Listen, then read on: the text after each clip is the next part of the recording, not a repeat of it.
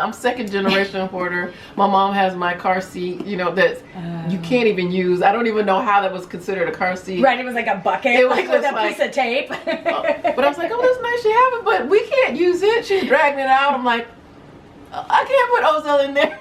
You might as well just throw it in the street. It's not safe at all. Right, right. So it comes honestly, Yes, right? Yes. Right, and then it's, you know, we spent money, and that money was hard to earn, but we don't see that we keep spending money. We Right. spend the money over and Over and over for the same Right. stuff. Right. For the same stuff. So I think there are a couple things. I think you're very, very sentimental. You have an autobiographical memory. I think that the cost of things and things coming free. So I don't know how you grew up socioeconomically. Well, it's kind of tricky because my dad grew up very poor. He was one of 8, but my mom always had things. Mm-hmm. So they're hoarding in different ways. Mm-hmm. So my mom was hoarding big ticket items, and my dad was hoarding small things. Right, like rubber bands. Yes, and, yes. You know, like we have a drawer full of ketchups. You know, and that a free straw. from the Yes. McDonald's. Right, right. So I have So all you got that. it from kind of both ways. And then Exactly. when stuff, you know, when you're in a position that people send you free stuff all the time, you're like, well, this was free. Yes, and I'm so thankful. I'm like, yeah, it's so great. And then So what's happening there is that you're equating money and a value to the thing, but you're not thinking about the money that it's costing you to move it and to store it, the money on Right. your mental health, and also the Right. time. So it's, you know, we think, oh, I buy something once, I bought this, I paid money for it, it's worth something, but it's also our time has a value and our space has a value.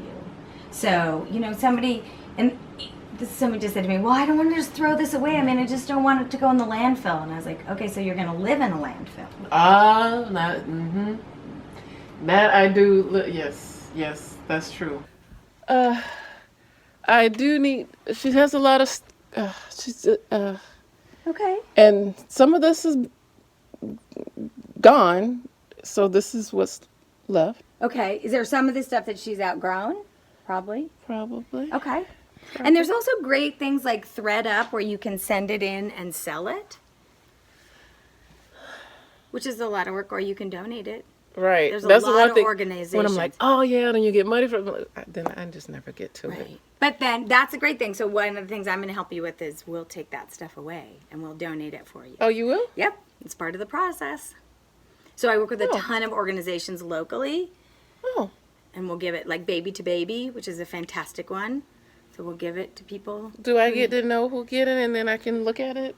I will get pictures for you. I will dress someone up. Okay, so she sleeps in here. A lot of times. Okay. You know, because the Crib is full. yeah, and then I'm like, oh, she has a bassinet. I don't want to get rid of that, even though she's outgrown it. And this is. Can I ask a question? Why don't you want to get rid of the bassinet she's outgrown? Because it was given to me. Mm-hmm. Because it's sentimental. It reminds you of when she was a baby. Well, it's more so the person that gave it to me. xoxo was born of a surrogate, and the surrogate gave it to us. Oh, So that's so sweet. I was like, oh, I should call her and ask her if she wants it back. But I haven't. Right. And I'm like, I don't know. So we could use it for something else. So the bassinet reminds you of the process that you went through, right? And the emotional attachment you have with the surrogate and how much Yes. she means to you because she Yes. helped your daughter come Yes, into your life. yes. Right. So getting rid of the bassinet, letting it go, passing it to someone else doesn't mean that that connection you have with that person goes away. Because I you get that. ultimately have the biggest connection with her. You have your daughter.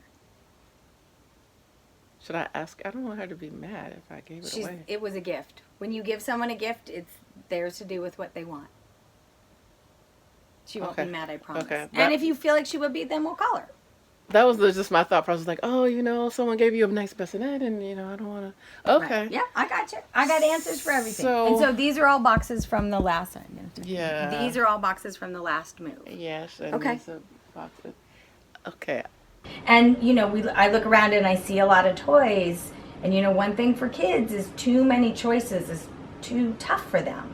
Like they do better developmentally with a small amount, and then they can make a choice and play with it and move to the next thing. So you want to raise a strong, smart, amazing young I woman. didn't know that. I know, isn't that interesting? I'm going to tell you something else that's really interesting. Have you ever heard of decision fatigue? No. But It's a thing. I first learned about it from our mutual friend, you know him, but I don't, Barack Obama. All right. I mean, someone had coffee with him, not me.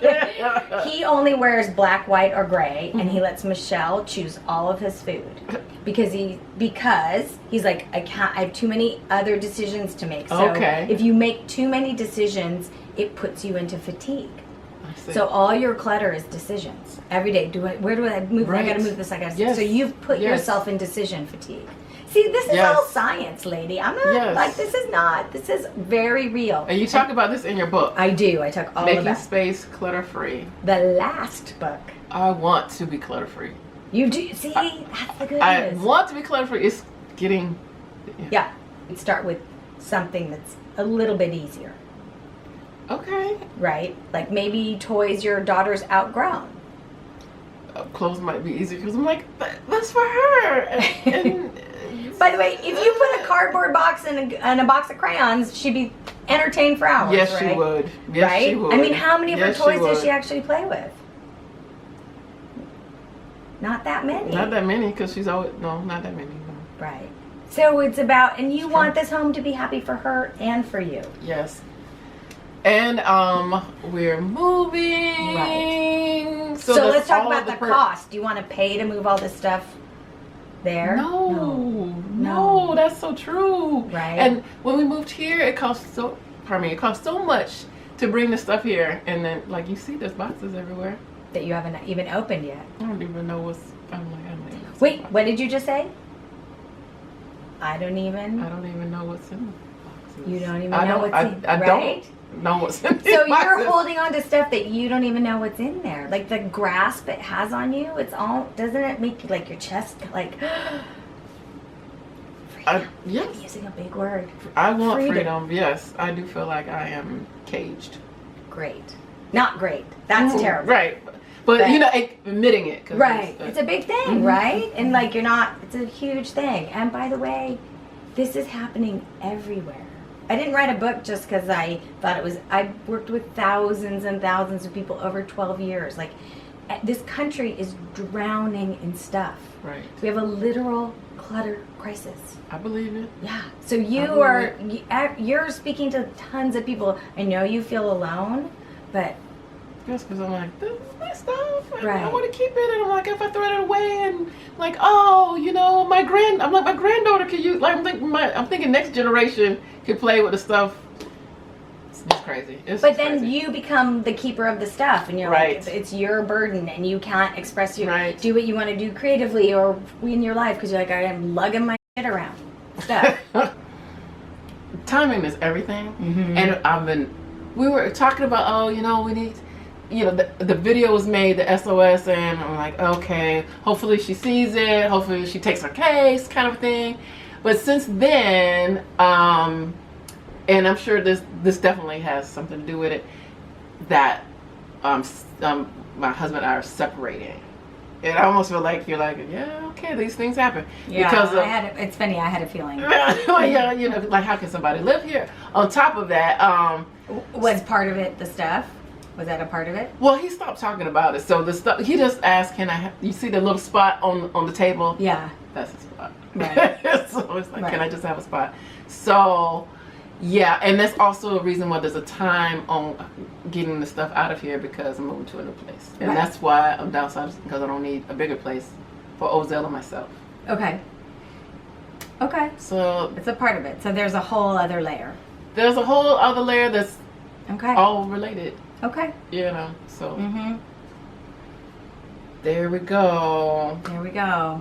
Okay. Here I am again, going to move and need to get rid of stuff, and there's so many reasons why I just have to get rid of it. It just has to this time. That's the push. It's got to go. Okay. Because I'm going. So. Okay. Great. So the stakes are high. Yes. All right. Yes. It's either it can go how I want it to go, or it's going to go in you know. But let's break the cycle. Let's not do it again. Let's not do it again. Let's not do it again. Let's not do it. Okay. All right. Now I feel like we got everything out. Bye. Thank you. Thanks for watching. Please click like and subscribe. Leave me a comment, and you can find me on all social media at GloZell.